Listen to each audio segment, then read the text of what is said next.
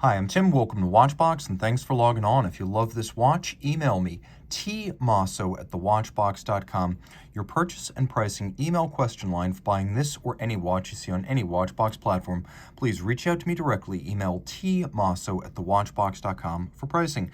Today, we are discussing a 500-piece limited edition launched for the 2021 model year to commemorate the inauguration of Alpine Grand Prix. So Alpine Formula One team, which grew out of the old Renault Sport team, was a natural match for Bell & Ross, which was a longtime wristwatch collaborator with Renault Sport and Formula One. So Alpine, which is a Renault-owned sports car brand, has opened shop as a Formula One equipe in its own right, and led by none other than two-time Formula One champion Fernando Alonso. So this watch carries a little bit of that French flair, as well as the team colors of blue and white and black. Now, taking a quick look, this is the Bell & Ross BR0394-A521. The timepiece is part of the BR03 collection, which means instrument style case, but 42 millimeter diameter, if you want to call this diameter. It's really 42 millimeters square. The watch is 12.7 millimeters thick, and from lug tip to lug tip, it's 51.5 millimeters across the wrist. We'll throw the watch on my wrist.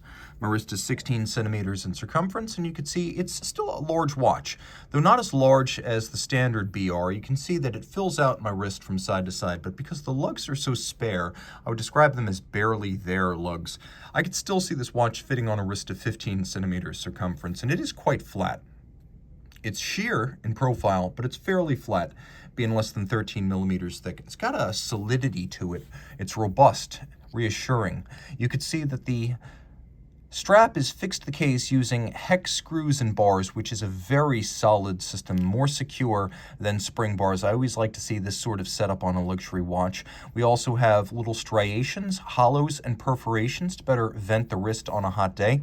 You can see it is a proprietary and brand new Bell & Ross vulcanized rubber strap. We have a Bell & Ross alternately polished and satinated pin buckle.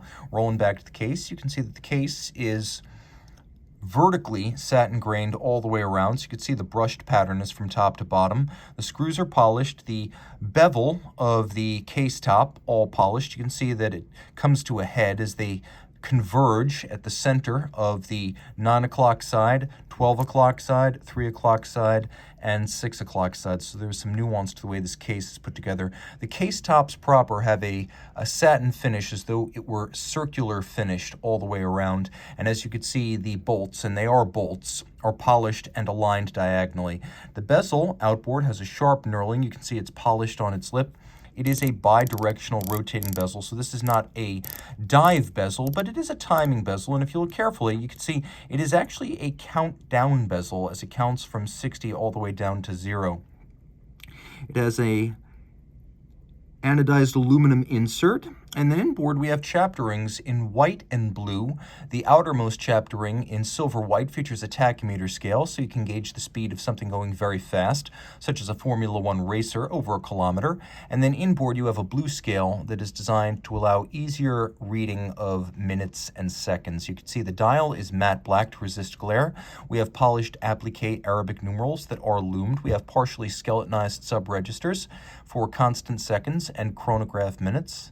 And the timepiece includes a date window with a little polished frame down at 6 o'clock, so there's nice symmetry here. It says it has some of the visual order and legibility of the Instrument Series watch that came out in 2005, and of course it is from that family, but it is a motorsports chronograph. So at center we have in Alpine blue, a little Alpine blue lacquered counterweighted seconds hand. You can see the Alpine logo over the center. Now we'll do a quick loom shot here.